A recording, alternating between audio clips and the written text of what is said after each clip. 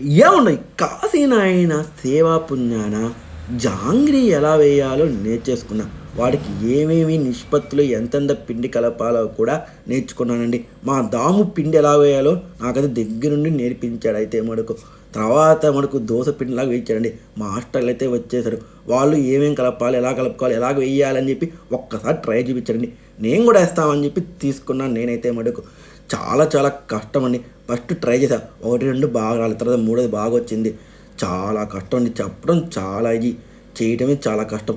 రాత్రి అంతా కూడా చేస్తూనే ఉండి రాత్రి 10 గంటలకు బిగిన పెడితే మార్నింగ్ 8 అయిందండి అయిపోయేదలికి. ఒక పక్క నిద్రస్తుంది, తొగుతూనే ఉన్నాను.